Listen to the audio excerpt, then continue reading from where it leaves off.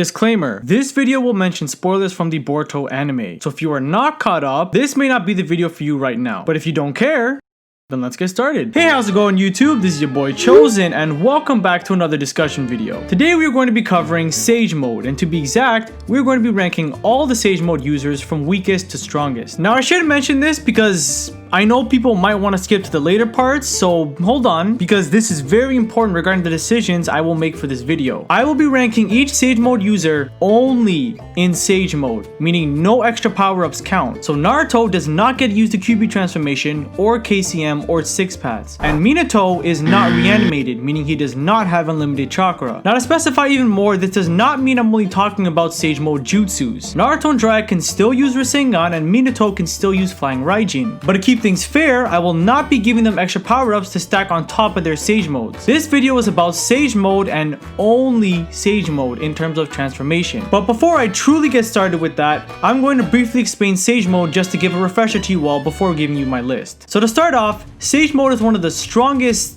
transformations, I guess you can say, in all of Naruto. And that's me saying this despite it showing up early in Shippuden. A perfect example to back up my claim is Jiraiya using an imperfect Sage transformation and yet still able to take out 4 of the 6 pains by himself without any prior knowledge about who they were and their abilities. I'd even go as far as to say if you match up Jiraiya with prep time versus 5 of those pains, so excluding the Deva path, I'd put my money on Jiraiya 100% even though they all share an ability from the Rinnegan, which is the Eye of Gods. Any ninja who possesses Sage Mode is granted nature energy from within along with spiritual and physical, as regular ninjas who do not possess Sage Mode only possesses the prior 2. With Senjutsu, Sage users are granted Shade's Chakra, obviously, which can completely turn the tables around in almost any battle. Not only does Sage Chakra power up your current jutsus and physical feats, but it also grants the user new Sage Jutsu techniques. For Naruto, he was able to throw his Rasen Shuriken in Sage Mode, which is the example I'm giving for powering up one's jutsus, and also learned a new technique, Sage Art Frog Kumite. Another feat every Sage Mode user is granted is one's increase in their sensory abilities. A perfect example is Madora's ability to fight the Shinobi Alliance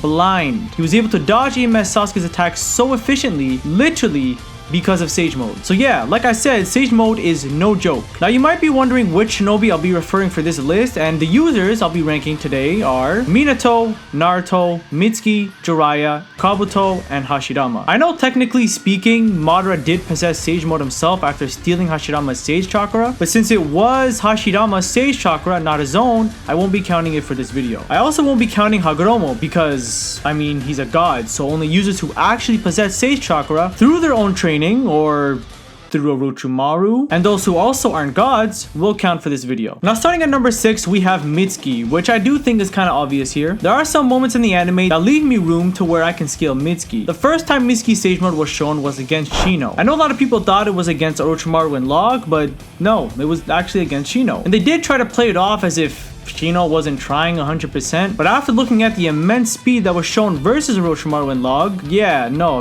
Mitsuki is just zooming by any bug Shino sends his way, and even if he were to try to trap him with the bugs, he can just use Sage Art Great Snake Lightning, which was shown in his battle against Deppa. Now I know his battle against Shino isn't an impressive feat, and to be fair, there isn't too much we know about Mitsuki's Sage Mode, and besides his battle with Shino, Mitsuki tried to use it against Momoshiki, but only to have his Sage Chakra taken away by Uroshiki, who claimed that the power he had was too dangerous, which is pretty impressive seeing as how Mitsuki probably hasn't even developed his Sage Mode yet, so its potential is probably off the roof. The next time after, Mitsuki uses his Sage Mode against Ku, and yes, Mitsuki did lose that battle, but that was mainly because it was an imperfect Sage transformation, as he didn't have his horn or the chakra snakes around him, but even then he still did put up a pretty good fight. After that, we do see him use it against his first encounter with Deppa, but I did already explain that one, and the last time he uses it to date in the Boruto anime is actually from the most previous episode, which is him using Sage Mode to power up Boruto's high compression Rasengan to form the super high compression Rasengan. From my memory, Mitsuki is the only one who's able to actually have a Sage transformation that is full of glowing aura, and is the only one who's able to use that aura and chakra to power up another ninja's attack. For as cool as this transformation is though, the biggest cost of it is potentially death. And after his first encounter with Deppa, because Mitsuki overused it, he literally almost died from it. The only reason he had such a speedy recovery was because Log donated the parts Mitsuki needed to recover so quickly. So because Mitsuki is still pretty young and hasn't fully mastered his Sage Mode yet, I will put him as the lowest for now. now. But I will say by the time he does reach his full potential, I got my money on him even passing the first Sage Mode user on this list. In 5th place we have Jiraiya, and that may be a shocker to some, but people need to understand Jiraiya does not have a perfect Sage transformation, hence why his figure looks like that when he undergoes Sage Mode. But make no mistake, him being an imperfect Sage does not make him weak. Like I said before, Jiraiya was able to take out 4 of the 6 pains, and that's even without knowing their abilities. A technique Sage Mode Jiraiya is able to use is Sage Art Boiling Oil Bath, to where he combines 3 jutsus with 2 Sage Toads. The biggest restriction on Jiraiya, which holds him to 5th, is again the fact that he cannot fully master it, meaning he probably also can't use Sage Mode to its full extent. But like I said, this does not make him weak. At number 4 we have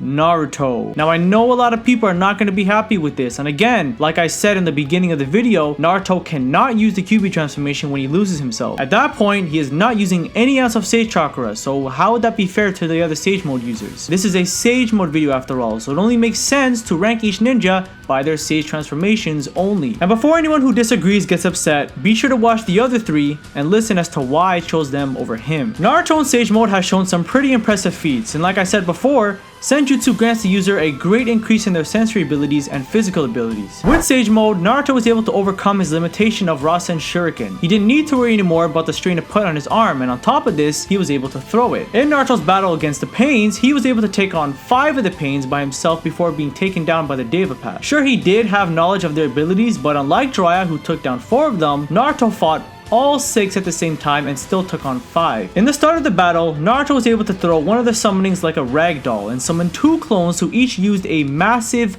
fucking Rasengan like it was nothing. And like I mentioned before, Naruto was able to use Sage Art Frog Kumite, which most don't know is Naruto expelling his Sage Chakra as aura that surrounds his body. When hitting the Preta Path, Naruto amplified the force and increased the range of his attacks, which allowed him to connect a hit without actually connecting. And lastly, a new technique that Naruto started using, which to be honest, I don't see why he didn't start using it before, is Rasengan Barrage, where he summons 2 clones that charge up a Rasengan in both hands. And just like a regular Rasengan, he charges them forward at a target, dealing double the damage now of what a basic Rasengan would do. And for the most part, that covers Naruto's Sage transformation, and now this is when things get interesting. At number 3, we have Kabuto, and Kabuto probably has one of the coolest Sage modes in all of Naruto. Kabuto was able to hold off his own against 2 Uchiha brothers who both unlocked their Mangekyo Sharingans. And oh yeah, one of them was reanimated, who possesses unlimited chakra. Kabuto with Sage Mode is able to perform Sage Art Inorganic Reincarnation. Now this technique and a few others is what makes Kabuto so cool. Kabuto is able to perform this technique by laying out natural energy everywhere around him, which allows him to control inorganic objects. In the case to where he fought Itachi and Sasuke, this allowed him to basically control the walls and floors around him as freely as he wanted. Now given this impressive showcase, to be fair, he was in an area of his advantage, as if it were anywhere else where the Sage technique couldn't be used as effectively, he probably would have lost earlier. Another technique Kabuto is able to perform is Sage Art Wide Extreme Attack, which is a jutsu that paralyzes the senses and freezing the movement of the user its range is affected by. Some feats of Kabuto that were also shown in this fight is his ability to liquefy his body, which can be used as an escape method, the ability to regenerate, the ability to summon Kimamaru, which allows him to surround an area with bones, summon Kidomaru, which allows him to trap his enemies with webs, and summon Jirobo to where he can even use earth style techniques. Now the technique I'm about to tell you guys is probably his strongest feat, and that's the ability to summon Tayuya, which allows him to use sound-based genjutsu. What makes his technique so powerful is that when Itachi and Sasuke were caught by it, they had to depend on each other to get themselves out. Not even Itachi, the master of genjutsu, could escape this technique. And the reason for this, like I mentioned in the beginning of the video, is because of the fact that Sage Mode users can use Sage Mode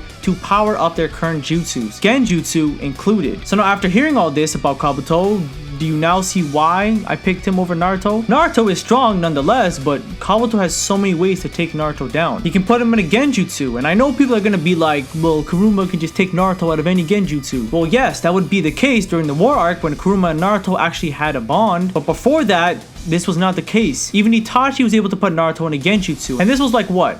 30% of his real power? It wasn't even the real Itachi to begin with. He can also use the White Extreme Attack, which blocks all sensing ability and immobilizes movement to keep Naruto still. And even if somehow Naruto lands a good blow on Kabuto, he can regenerate. So yeah, I stand my ground on Kabuto being number 3. And at number 2, we have Minato Namikaze, and this one is going to be short. The reason I'm putting Minato at number 2 is literally because of Flying Raijin. There is no way any of the 4 ninjas I mentioned before are going to land a hit on Minato even just by his regular feats alone. Now he has increased power, increased sensory abilities, and also increased speed, meaning he's faster than he already was. Naruto throws a Rasen Shuriken, flying Raijin. Hell, Pain tries planetary devastation, flying Raijin. People need to understand that yes, power does matter in a fight, but how can you hit something that you can't touch in the first place? From my understanding, Minato has never shown any Sage Mode techniques in Naruto and stated that he cannot undergo Sage Mode for long, which is why he never uses it. But again, regardless, he's basically impossible for any regular ninja to connect an attack against. And if you buff that up with everything Sage Mode gives you, he's just unstoppable. And at number 1, we have the first Hokage himself, Hashirama Senju. Now, even though I just mentioned that power is pointless if you can't touch your target,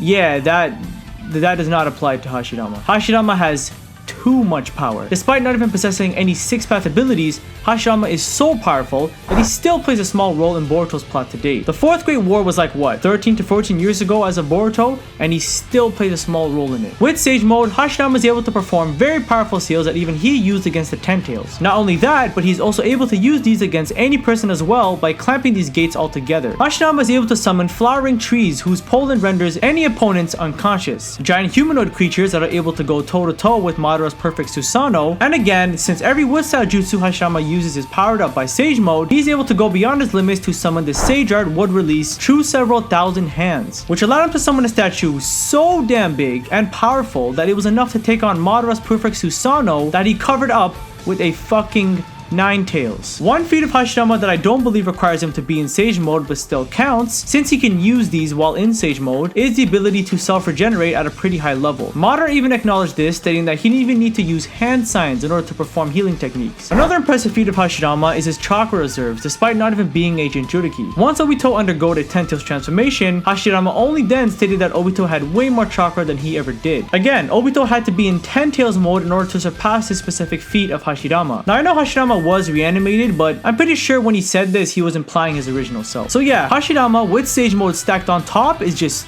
way too powerful and way too durable. He has too much chakra and can also self-regenerate if need be. Yes, Minato is extremely fast, but he can't run forever. And eventually, he's going to have to attack. And Hashirama has a few good ways of dealing with him for when he does. And that, ladies and gents, is my list for every Sage Mode user ranked from weakest to strongest. If you disagree, feel free to let me know why in the comments down below. If you enjoyed this video, I'd very much appreciate a like, and for more discussion videos like these, hit that like and subscribe button. This has been your boy Chosen, and I'll catch you on the next one.